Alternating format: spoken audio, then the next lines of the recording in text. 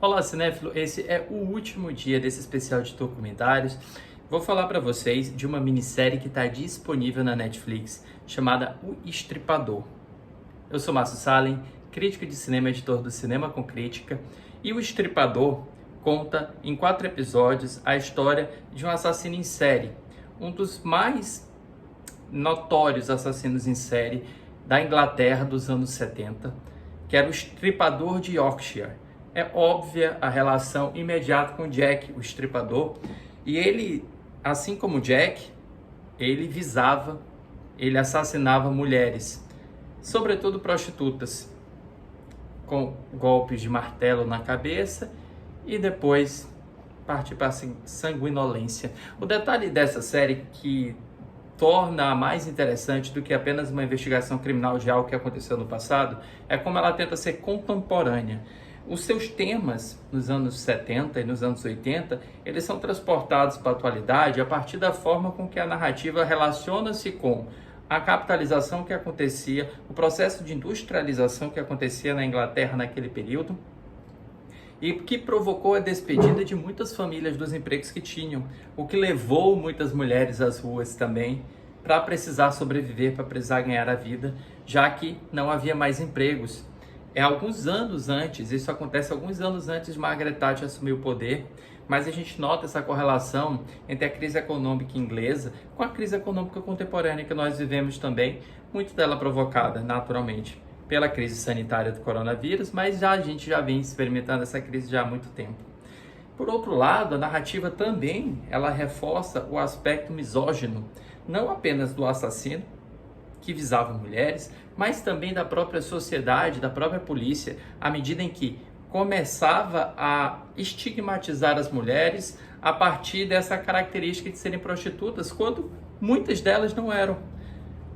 Ele traz um exemplo que a primeira mulher assassinada pelo assassino de Yorkshire não era uma prostituta. Às vezes a mulher saía à noite, às vezes a mulher tinha um outro relacionamento, às vezes a mulher ia ao bar, e tudo isso levava a polícia a miopemente acreditar que todas elas eram prostitutas. E daí, se fossem, é o corpo delas. Então a narrativa, ela também tem um episódio muito focado em como essa segunda onda feminista dentro da Inglaterra parecia ter encontrado nessa onda de assassinatos algo para interrompê-la, algo para enfrentá-la de frente, mas não o assassinato propriamente dito.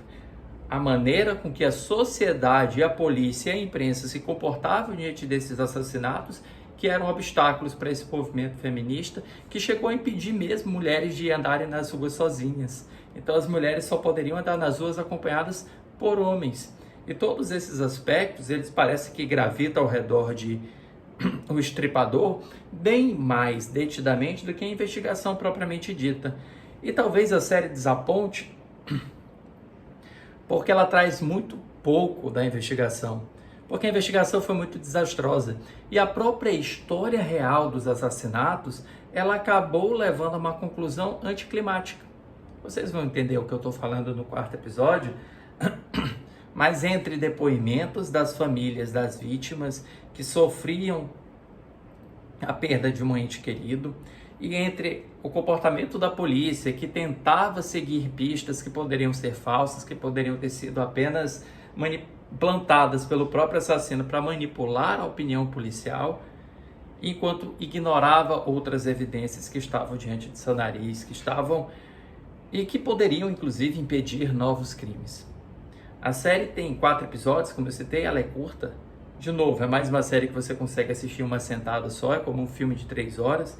E ela enfatiza justamente o contexto da época. Eu acho que o que ela traz de mais rico não é a investigação propriamente dita, tampouco é a identidade, a descoberta da identidade do assassino, mas é justamente o contexto da época e como este contexto interferiu diretamente no andamento das investigações, no comportamento da imprensa em noticiar os fatos e também do comportamento da população britânica naquele período.